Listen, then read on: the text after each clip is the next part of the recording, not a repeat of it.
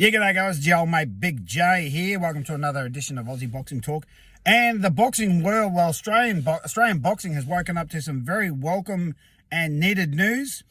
Tszyu, former WBO super welterweight champion, has now been mandated by the IBF, International Boxing Federation, to challenge IBF 154 champion Bakram Murtualiev to a fight. Initially, Tim was supposed to be fighting Erickson Lubin. That was going to happen on September 22nd. There were heavy rumours that Tim was going to fight Erickson Lubin around that date. Erickson Lubin has pulled out of that fight due to some sort of injury. And now the IBF have mandated that Tszyu, and this is only minutes ago, this is only in the last 15 minutes that I found this out. Tszyu will be mandated to fight Bakram Murtualiev for Bakram Murtualiev's IBF title that Bakram won over former Russian, there was a vacant title, Murtualiev, I think it was earlier in the year. So, Tim is back in the mix of things, and that is absolutely fantastic. This is going to be a great fight. It's going to be basically Russia versus Russia, because as we know, Bakram Murtualiev is a Russian. Tim is of Russian descent, of course, for his famous father, Tszyu, easily the best 140-pounder of all time, even better than Crawford, I think. But this is exactly what Australian boxing needs, because even though we're doing quite well at the moment, we've got 5 world champions. You see Jai, Liam, Sky,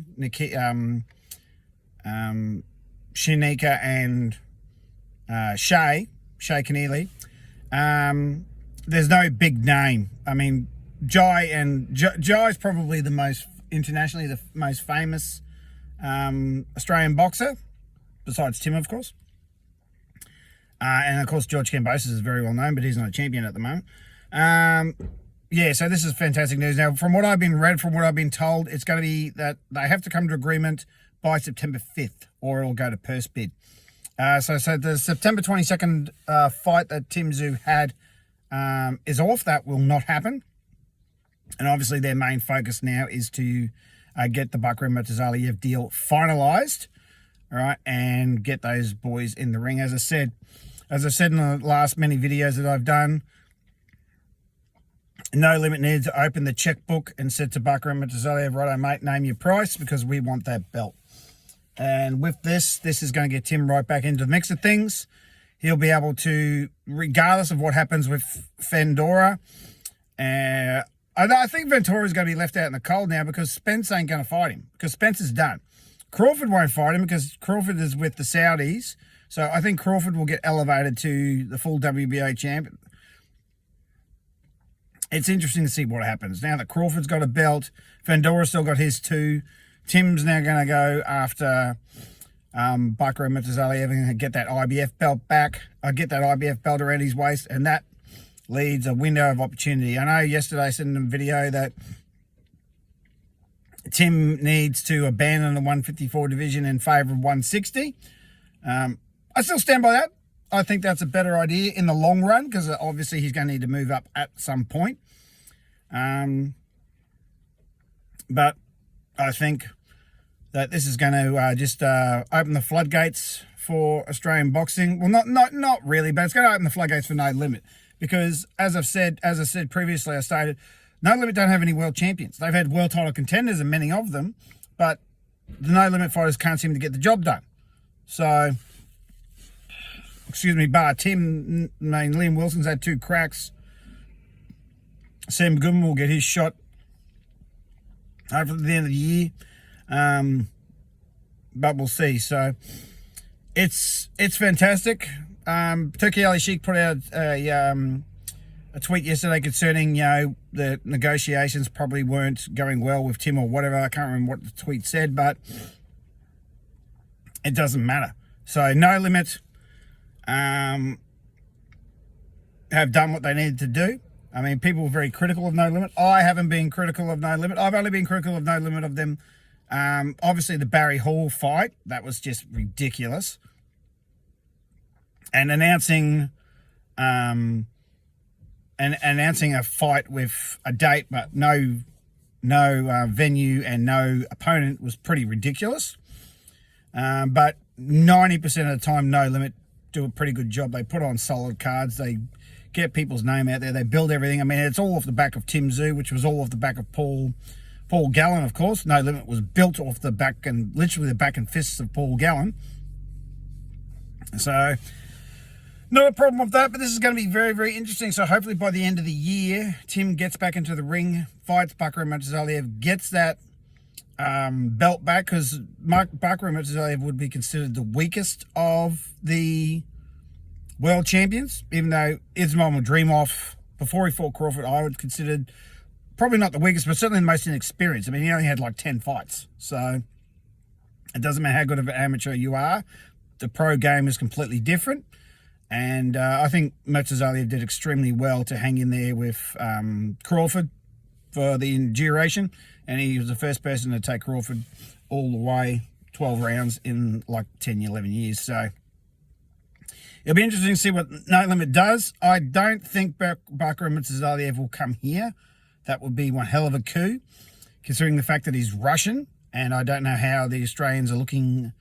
The Australian government is looking at people from Russia coming to Australia. I dare say it's probably a case-by-case basis, considering what's going over there in Eastern Europe at the moment. But he resides in the States anyway, so I don't think it should make a difference. I think personally that they'll go to the States, because that's where Bakram Murtualiev resides, and I think they'll go to the States for that fight. I don't see it happening in Australia. If it does, I'm definitely going. If not, yeah, we'll just see what happens. Maybe I might go to the States at the end of the year. Who knows? Undercard, who knows? I mean, this is the one thing that people need to remember, and I've certainly say this myself, is that the fight doesn't happen until they get into the ring. So at the moment, it's only a mandate. IBF have said, yes, you guys need to come to an agreement by September 5th. Now, if you remember with the Lopez and George Kambosos drama, that took well over a year to get that fight in the ring. By the time the fight was agreed, by the time they actually got the ring, thanks to that Triller, whatever the hell they called themselves, which is no longer around. We all knew that wouldn't last. Yeah, so the fight happens when both boys have got their gear and they're in the ring and the bell goes ding. So while this is exciting news, people just need to say, okay, this is good. This is a good thing, but don't get too excited about it, because things happen. The Charlo fight, that was supposed to happen, never did. Right? So until those boys get into the ring and the bell goes ding, right, the fight's not happening. So I know everyone's going to get super excited about it, but everyone just take a deep breath and go, okay, let's see what happens here. This is very positive. But we got to make sure that we do everything we need to do to make sure we get the fight in the ring. So shout out to that chump, John McAllister. He actually rang me at 10 to 7 in the morning going, oh, there's big news. I'm like, this better be fucking important. It's 10 to 7 in the morning. So I thought he finally grew a set overnight and he was going to get in the ring, but not to be. Maybe we could be on the undercard, but as we know, he's a bloody gutless wonder chump. He hasn't got the balls to get in the ring with me. Everyone knows this. So, but shout out to him. Grow yourself a set. McAllister, you're an absolute embarrassment. You keep ducking me. You're a fool. But we'll see how Tim goes against Mike Reserve. I think Tim wipes the floor of him. But, you know, good news for Australian boxing. Good news for No Limit.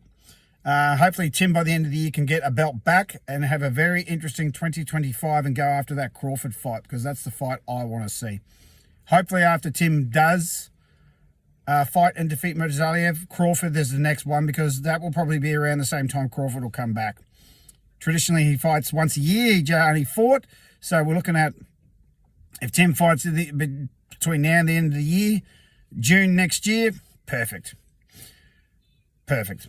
So enjoy your day, guys. Been your old mate, Big J. Please like and subscribe. I'll get back with T Street.